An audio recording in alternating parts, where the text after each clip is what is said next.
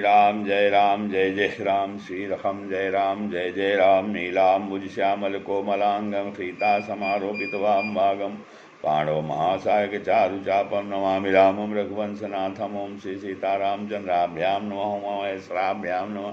ओं श्री एकादशी दक्षिणेश्वराम प्रकाशिते नमः। सुसंग क्रम में आज जो है श्रीमद् भागवत कथा से चतुर्दश स्कंद की तीसरी अध्याय कथा है, जिसमें सती का पिता के यहाँ यज्ञोत्सव में जाने के लिए भगवान शंकर से प्रार्थना करना, आग्रह करना, और उन भगवान की इच्छा न होने पर भी वो अपने पिता के यहाँ यज्ञोत्सव में गए। तो उसी कथा है। मैत्रेय जी कहते हैं, सदा विद्विषतो ऋतौतोरेवं कालो वै गृह्यमाणयोः जामातु ससुरस्यापि सुमहानति चक्रमे यदाभिषिक्तो दक्षस्तु ब्रह्मणा परमेष्ठिना प्रजापतीनां सर्वेषामाधिपत्ये स्मयो भवतो।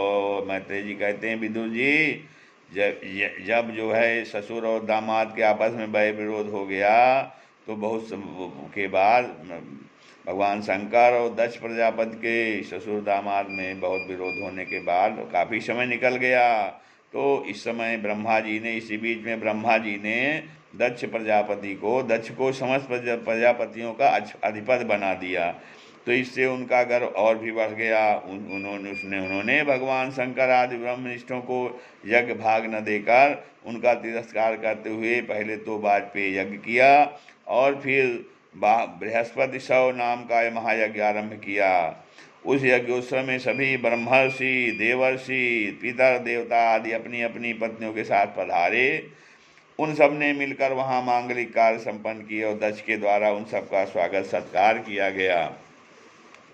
उस समय आकाश मार्ग से जाते हुए देवता आपस में उस यज्ञ की चर्चा करते चले जाते थे। उनके मुख से दक्ष कुमारी सती ने अपने पिता के घर होने वाले यज्ञ की बात सुनी तो उन्होंने देखा कि हमारे निवास स्थान कैलाश के पास से होकर सब ओर से चंचल नेत्रों वाले गंधर्व और यक्षों की स्त्रियां चमकीले कुंडल और हाथ पहने खूब सज-धज कर अपने अपने पतियों के साथ विमानों पर बैठी उस यज्ञोत्सव में जा रही हैं। इससे उन्हें भी बड़ी उत्सुकता हुई और उन्होंने अपने पति भगवान भूतनाथ से कहा।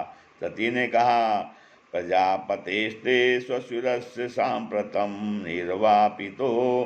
निर्यापितो यज्ञ महोत्सवः किल वयं च तत्राभिसराम वामते यद्यर्थिता में विबुधा भजन्ति। तो सती ने कहा, वामदेव, सुना है इस समय आपके ससुर दक्ष प्रजापति के यहाँ बड़ा भारी यज्ञोत्सव हो रहा है। देखिए, ये सब देवता वहीं जा रहे हैं। यदि आपकी इच्छा हो तो हम भी चलें। इस समय अपने आत्मीयों से मिलने के लिए मेरी बहनें भी अपने अपने पतियों के सहित वहाँ अवश्य आएंगी। मैं भी चाहती हूँ कि आपके साथ वहाँ जाकर माता पिता के दिए हुए गहने, कपड़े आदि उपहार स्वीकार करूँ। वहाँ अपने पतियों सम्मानित बहनों, मौसियों और स्नेहार्द्र हृदया जननी को देखने के लिए मेरा मन बहुत दिनों से उत्सुक है। कल्याणमय इसके सिवा वहाँ मर्षियों का रचा हुआ शेष यज्ञ भी देखने को मिलेगा। जन्मा प्रभो, आप जगत की उत्पत्ति के हेतु हैं। आपकी माया से रचा हुआ यह परम आश्चर्यमय त्रिगुणात्मक जगत आप ही में भास रहा है। किंतु मैं तो स्त्री स्वभाव होने के कारण आपके तत्व से अनभिज्ञ और बहुत दीन हूँ। इसलिए इस समय अपनी रण जन्मभूमि देखने को बहुत उत्सुक हूँ, रो रही हूँ। जन्म रहित नीलकंठ, देखिए इनमें कितनी ही स्त्रियाँ तो ऐसी हैं जिनका दक्ष से कोई संबंध भी नहीं है, फिर भी वे अपने अपने पतियों के साथ खूब सज-धज कर झुंड की झुंड वहाँ जा रही हैं। वहाँ जाने वाली इन देवांगनाओं के राजहंस के समान श्वेत विमानों से आकाश मंडल कैसा सुशोभित हो रहा है। सुरश्रेष्ठ, ऐसी अवस्था में अपने पिता के यहाँ उत्सव का समाचार पाकर उसकी बेटी का शरीर उसमें सम्मिलित होने के लिए क्यों न छटपटाएगा। क्योंकि पति, गुरु और माता पिता आदि सुहृदों के यहाँ तो बिना बुलाए भी जा सकते हैं। अनाहुता अप्यभियन्ति सौहृदं भर्तुर्गुरोर्देह कृतस्य केतनम। अतः देव, आप मुझ पर प्रसन्न हो। आपको मेरी इच्छा अवश्य पूर्ण करनी चाहिए। आप बड़े करुणामय हैं। तभी तो परम ज्ञानी होकर भी आपने मुझे अपने आधे अंग में स्थान दिया है। अब मेरी इस याचना पर ध्यान देकर मुझे अनुग्रहित कीजिए। श्री मैत्रेय जी कहते हैं, प्रिया सती जी के इस प्रकार प्रार्थना करने पर अपने आत्मियों का प्रिय करने वाले भगवान शंकर को दक्ष प्रजापति के उन मर्मभेदी दुर्वचन रूप वाणों का स्मरण हो आया जो उन्होंने समस्त प्रजापतियों के सामने कहे थे। तभी हंसकर बोले।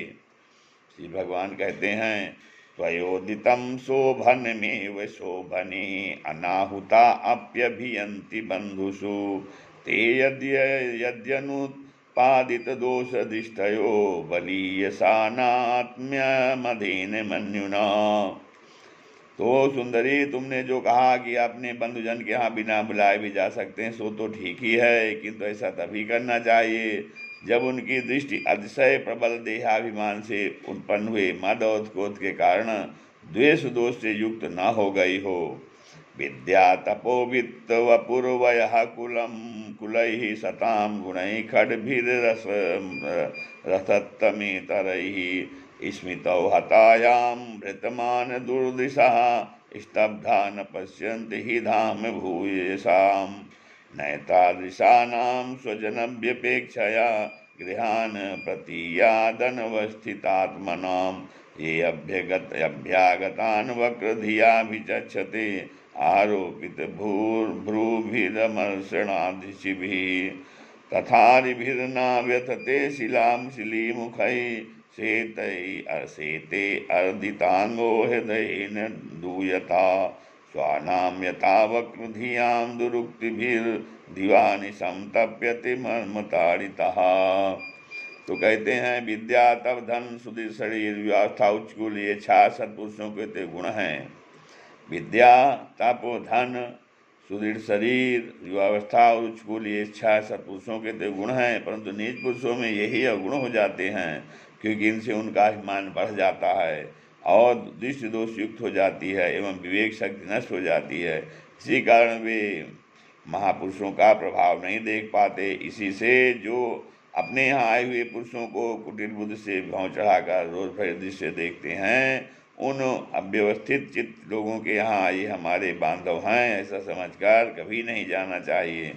देवी शत्रुओं के बाणों से बीत जाने पर भी ऐसी व्यथा नहीं होती जैसी अपनी कुटिल बुद्धि स्वजनों के कुटिल वचनों से होती है, क्योंकि बाणों शरीर छिन्न भिन्न हो जाने पर तो जैसे तैसे निद्रा आ जाती है, किंतु कुवाक्यों से मर्मस्थान युद्ध हो जाने पर तो वो मनुष्य हृदय की पीड़ा से दिन रात बेचैन रहता है। सुंदरी, अवश्य मैं यह जानता हूँ कि तुम परमोन्नति को प्राप्त हुए दक्ष प्रजापति को अपनी कन्याओं में सबसे अधिक प्रिय हो, तथापि मेरी आश्रिता होने के कारण तुम्हें अपने पिता से मान नहीं मिलेगा, क्योंकि वे मुझसे बहुत जलते हैं। जीव की चित्तवृत्ति के साक्षी अहंकार शून्य महापुरुषों की समिति को देखकर जिसके हृदय में संताप और इंद्रियों में व्यथा होती है, वह पुरुष उनके पद को तो सुगमता से प्राप्त कर नहीं सकता। वह दैत्यगण जैसे श्रीहरि से द्वेष मानते हैं, वैसे ही उनसे कुड़ता रहता है। सुमध्य में तुम कह सकती हो कि आपने प्रजापतियों की सभा में उनका आदर क्यों नहीं किया। तो ये सम्मुख जाना, नम्रता दिखाना, प्रणाम करना आदि क्रियाएं जो लोग व्यवहार में परस्पर की जाती हैं, तत्वज्ञानियों के द्वारा बहुत अच्छे ढंग से की जाती हैं। वे अंतर्यामी रूप से सबके अंतःकरणों में स्थित परम पुरुष वासुदेव को ही प्रणाम करते हैं, देहाभिमानी पुरुष को नहीं करते। विशुद्ध अंतःकरण का नाम ही वसुदेव है, क्योंकि उसी में भगवान वासुदेव का अपरोक्ष अनुभव होता है। उस शुद्ध चित्त में स्थित इंद्रियातीत भगवान वासुदेव को ही मैं नमस्कार किया करता हूँ। इसीलिए प्रिय, जिसने प्रजापतियों के यज्ञ में मेरे द्वारा कोई अपराध न होने पर भी मेरा कट वाक्यों से तिरस्कार किया था, वह दक्ष यद्यपि तुम्हारे शरीर को उत्पन्न करने वाला पिता है, तो भी मेरा शत्रु होने कारण तुम्हें उसे अथवा उसके अनुयायियों को देखने का विचार भी नहीं करना चाहिए। यदि तुम मेरी बात न मानकर वहाँ जाओगी तो तुम्हारे लिए अच्छा न होगा, क्योंकि जब किसी प्रतिष्ठित व्यक्ति का अपने आत्मीजनों के द्वारा अपमान होता है तब वह तत्काल उनकी मृत्यु का कारण हो जाता है। यदि व्रजिष्यस्यतिहाय मद्वचो भद्रं भवत्या न ततो भविष्यति संभावितस्य स्वजनात् पराभवो यदा स सद्यो मरणाय कल्पते। इति श्रीमद्भागवते महापुराणे परमहंस्यां संहितायां चतुर्थस्कन्धे उमारुद्र संवादे तृतीयोऽध्यायः। श्रीराम।